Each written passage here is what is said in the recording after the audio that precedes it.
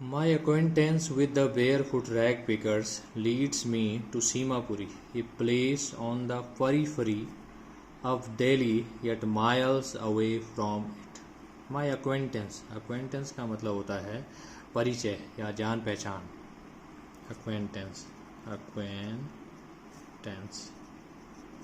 Means परिचय या जान पहचान होना या familiar होना, किसी से परिचित होना. So my acquaintance with the barefoot means नंगे पैर, rag pickers means कूड़ा उठाने वाले, lead का मतलब नेतृत्व करना और लीड का मतलब होता है आगे बढ़ना, आगे की ओर जाना. लीड्स मीन्स लेकर जाता है मुझे टू सीमापुरी में. तो ऑथर कह रही है कि मेरा जो उनसे एक्वेंटेंस हुआ रैग पिकर से, जब मेरी उनसे जान पहचान हुई तो इस जान पहचान के बाद जो है मैं सीमापुरी की ओर गई. ए प्लेस एक स्थान, ऑन द परिफरी का मतलब होता है चाहर दीवारी. परिफरी मीन्स चाहर दीवारी, आप कह सकते हैं boundary, Seema. The परिफरी of Delhi की चाहर दीवारी में. यट मीन्स फिर भी. माइल्स अवे मीन्स कई मीलों दूर. माइल मीन्स मील, अवे का मतलब हो गया दूर, लेकिन फिर भी काफ़ी दूर है. फ्रॉम इट मीन्स इससे. तो भले ही जो सीमापुरी जो नामक स्थान है वो दिल्ली की सीमा में है. दिल्ली काफ़ी डेवलप प्लेस है, काफ़ी डेवलप स्थान है, और दिल्ली की जो सीमा रेखा है यहीं पर जो है, इसकी बाउंड्री पर जो है सीमापुरी स्थित है. तो ये वास्तव में दिल्ली से बहुत दूर नहीं है, लेकिन मेटाफोरिकली यदि हम विकास के नज़रिए से देखें, शिक्षा के नज़रिए से देखें या अन्य किसी तरह से देखें तो ये बहुत दूर है, मीलों दूर है दिल्ली से. तो a place on the परिफरी of Delhi के परिफरी में है, यट फिर भी miles away from it. Metaphorically का मतलब है कि यदि हम इसे जो है दूसरे शब्दों में कहें तो इसका मतलब है कि वास्तव में बहुत दूर है, यदि हम विकास की नज़र से देखें या अन्य नज़रों से देखें. Those who live here are squatters who came from Bangladesh back in 1971. Those way who जो, लिव हियर जो यहाँ रह रहे हैं, जो यहाँ रहते हैं या जो लोग यहाँ रहते हैं, आर स्क्वाटर्स. स्क्वाट का मतलब होता है वैसे तो बैठना, लेकिन यहाँ पर इसका मतलब है रेफ्यूजी मीन्स शरणार्थी, जिन्होंने शरण लिए हैं. हु केम फ्रॉम बांग्लादेश जो बांग्लादेश से आए हैं. बैक इन 1971 तो 1971 में बांग्लादेश से बहुत सारे लोग जो है इंडिया में आए थे. तो उन्हीं में से ये लोग भी थे जो वहाँ रह रहे हैं, सीमापुरी में रह रहे हैं. Sahibs family is among them. Among का मतलब होता है बीच में. अमंग बहुत सारों के बीच में जब आप बात करते हैं तो अमंग का इस्तेमाल करते हैं. तो उन बहुत सारे लोगों में साहिब का परिवार भी एक है. Seemapuri was then a wilderness. Wild का मतलब होता है जंगल, लेकिन जब हम कहते हैं विल्डरनेस इसका मतलब होता है सुनसान, जहाँ कोई इंसान नहीं रहता है. Seemapuri was then a wilderness. उस समय 1971 में सीमापुरी एक विल्डरनेस था, यानी कि एक सुनसान जगह थी. It still is. स्टिल का मतलब हो गया अभी तक.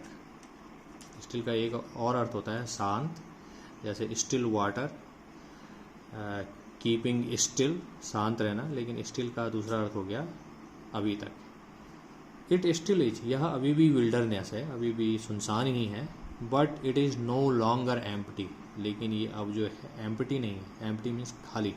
नो लॉन्गर, लॉन्ग का अर्थ हमेशा समय के साथ लगाया जाता है, और नो लॉन्ग का मतलब है अब नहीं, नो लॉन्गर. लेकिन ये अब एम्प्टी नहीं रहा, लेकिन इसका मतलब है कि यहाँ अब इंसान रहने लगे हैं, यहाँ प्राणी रहने लगा है. In structures of mud with roofs of tin and tarpaulin devoid of sewage drainage और running water live 10,000 rag pickers. But in structures of mud, यहाँ पर जो है मिट्टी के स्ट्रक्चर बने हुए हैं. स्ट्रक्चर का मतलब है संरचना. तो यहाँ जो स्ट्रक्चर है उसका मतलब है हाउस से. तो जो यहाँ घर हैं वो मिट्टी के बने हुए हैं। तो structures of mud with roofs of tin and tarpaulin, और जो रूफ है, जो घरों की जो छत है, वो टिन की है या टारपोलिन की है। टारपोलिन का मतलब होता है तिरपाल। तो टारपोलिन बरसाती तिरपाल, और टिन की। तो ये जो छतें हैं ये टिन या टारपोलिन की बनी हुई हैं। डिवोइड ऑफ सवेज, डिवोइड का मतलब होता है वंचित होना, यानी जो चीज़ उपलब्ध नहीं है, जो अवेलेबल नहीं है। तो सवेज का मतलब होता है पानी के निकास का सिस्टम या गंदगी के निकास का सिस्टम। तो यहाँ पर ये इससे वंचित है, सवेज सिस्टम से वंचित। ड्रेनेज मीन्स निकासी का, पानी की निकास। और रनिंग वाटर का मतलब है कि पीने का पानी। तो जो पीने का पानी है वो इनको यहाँ पर नहीं मिलता है, इन सब चीज़ों से वंचित हैं। लिव रहते हैं 10,000 रैग पिकर्स, 10,000 कूड़ा उठाने वाले। तो सीमापुरी में 10,000 कूड़ा उठाने वाले रहते हैं। इनके जो घर हैं वो मिट्टी के बने हुए हैं, और घरों की जो छतें हैं वो टिन और टारपोलिन की बनी हुई हैं। यहाँ पर कोई सवेज सिस्टम नहीं है, कोई ड्रेनेज सिस्टम नहीं है, और पीने के पानी की कोई व्यवस्था नहीं है। They have lived here for more than 30 years. They have lived here, देखेंगे प्रेजेंट परफेक्ट। वो दे हैव लिव्ड हियर, वो यहाँ मोर देन 30 ईयर्स, 4 मीन्स से 30 सालों से ज़्यादा समय से यहाँ रह रहे हैं। विदाउट एन आइडेंटिटी, बिना किसी पहचान के। विदाउट परमिट्स, बिना किसी परमिट के, बिना किसी आज्ञा के।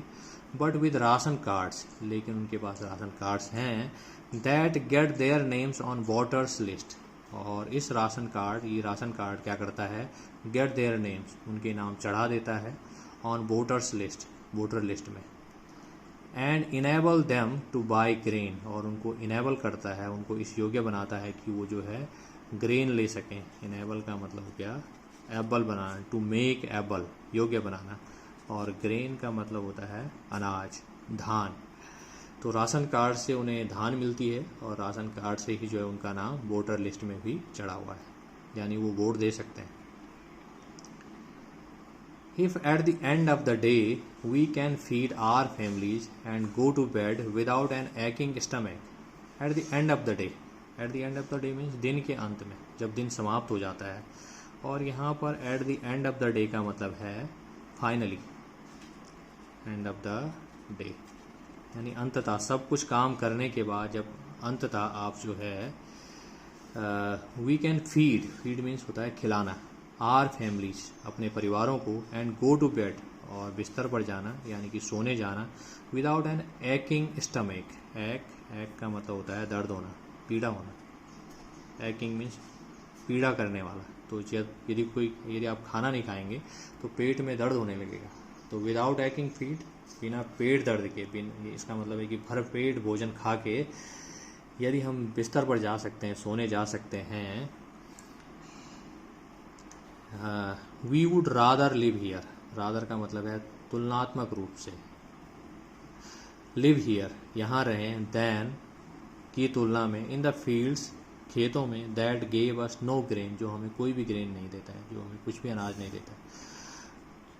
से a group of women in tattered saris, tattered means फटी हुई, साड़ीज साड़ियों में। व्हेन आई आस्क देम, जब मैं उनसे पूछती हूँ, वाई दे लेफ्ट, उन्होंने क्यों छोड़ा, देयर ब्यूटीफुल लैंड, उनका सुंदर भूमि, अब ग्रीन फील्ड्स एंड रिवर्स, जहाँ की बहुत सुंदर हरे खेत हैं और नदियाँ हैं। तो लेखिका कुछ औरतों से पूछती है कि उन्होंने बांग्लादेश, जो कि जहाँ बहुत सुंदर हरे भरे खेत हैं और जहाँ नदियाँ हैं, ऐसी जगह उन्होंने क्यों छोड़ी, और वो यहाँ आकर रैग पिकिंग का काम क्यों कर रहे हैं।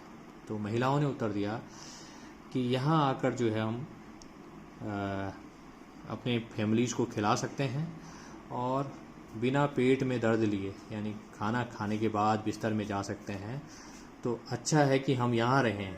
We would rather live here, हम यहाँ रहें तुलनात्मक रूप से उन खेतों में जहाँ से हमें कोई अनाज नहीं मिलता है, कोई ग्रेन नहीं मिलता है। wherever they find food they pitch their tents that become transit homes, wherever जहाँ कहीं, they find food, जहाँ कहीं उन्हें भोजन मिलता है, या जहाँ कहीं उन्हें ऐसी जगह मिलती है जहाँ वो भोजन के लिए पैसा कमा सकें। दे पिच, पिच का मतलब है स्थापित करना, पिच का यहाँ पर मतलब है स्थापित करना, गाड़ देना। दे पिच देयर टेंट्स, वे अपने टेंट को स्थापित कर देते हैं। दैट बिकम ट्रांजिट होम, जो उनका ट्रांजिट होम बन जाता है। ट्रांजिट का मतलब है टेम्पररी, ट्रांजिट टेम्पररी, जो कि स्थायी नहीं है, तो वो उनका घर बन जाता है। Children grow up in them, grow up का मतलब होता है बड़ा होना, ग्रो अप मीन्स बड़ा होना, बढ़ना। Children grow up in them, उन टेंट्स में बच्चे बड़े होते हैं। बिकमिंग पार्टनर्स इन सर्वाइवल, और वो सर्वाइवल में पार्टनर बन जाते हैं। सर्वाइव का मतलब होता है जीवित रहना। सर्वाइवल मीन्स जीविका कमाने में, तो जीविका कमाने में बच्चे पार्टनर बन जाते हैं। जैसे बच्चे थोड़े बड़े हो जाते हैं, वो भी कूड़ा करकट में जो है गोल्ड ढूंढने लग जाते हैं। एंड सर्वाइवल इन सीमापुरी, और सीमापुरी में सर्वाइवल का मतलब है, जीवित रहने का मतलब है रैग पिकिंग, कि आप केवल कौन सा काम करें, कूड़ा उठाने का काम करें, और कोई काम उनको नहीं मिलता है क्योंकि वो पढ़े लिखे नहीं हैं। छोटी उम्र से ही बच्चे जो है रैग पिकिंग का काम करना शुरू कर देते हैं। Through the years it has acquired the proportions of a fine art. Through the years, तो यदि हम देखें काफ़ी सालों से, इट हैज़ अक्वायर का मतलब होता है प्राप्त करना, अक्वायर मीन्स प्राप्त करना। इट हैज़ अक्वायर्ड, इसने अक्वायर किया है, एक जगह ली है, the proportion of fine art. Fine art का मतलब है कला, तो फाइन आर्ट का काफ़ी भाग, प्रपोर्शन का मतलब है भाग, तो फाइन आर्ट का जो ये कला का एक कला से जिससे हम जो है अपने विचारों को व्यक्त करते हैं, इसका एक बहुत बड़ा भाग जो है इस काम में कार्य कर रहा है। यानी कला से लोग जो है गरीबी को दिखा रहे हैं। Garbage to them is gold, उनके लिए गार्बेज जो है, कूड़ा जो है, गोल्ड है। तो यदि हम अपने बारे में विचार करें, हमारे पास जो कूड़ा करकट है या कोई चीज़ खराब हो जाती है, हम उसको कूड़े के ढेर में फेंक देते हैं, वो हमारे लिए किसी काम का नहीं है। लेकिन रैग पिकर्स के लिए वही चीज़ काम की है, तो उनके लिए गार्बेज क्या है, गोल्ड है, जीविका है।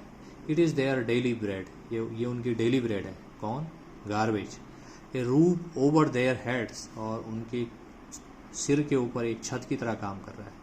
यानी जब वो पैसा कमाएंगे, जब वो गार्बेज उठाएंगे, पैसा कमाएंगे, तो वो जो है टिन ला सकते हैं, टारपोलिन खरीद सकते हैं और अपने घर की छत का निर्माण कर सकते हैं। Even if it is a leaking roof, भले ये जो रूफ है ये लीकिंग है, हो सकता है कि ये लीक कर रहा हो, बारिश का पानी से अंदर घुसता हो। But for a child it is even more, लेकिन बच्चे के लिए ये बहुत ज़्यादा है, इवन मोर, क्योंकि बच्चे को मालूम नहीं है कि छत कैसी होती है, बच्चे को छत का कोई आइडिया नहीं है। सो आपके पास भले लीकिंग रूफ है, लेकिन आपके पास एक रूफ है जो आपको हवा से बचाता है, आपको धूप से बचा सकता है। सो गार्बेज उठा के बच्चे क्या कर रहे हैं, सर्वाइवल में पार्टनर हो रहे हैं, और सभी लोग जो सीमापुरी में रह रहे हैं, जो रैग पिकर्स हैं, वो सर्वाइव कर रहे हैं। तो ये जो स्टोरी है, ये जो है पॉवर्टी पर फोकस है।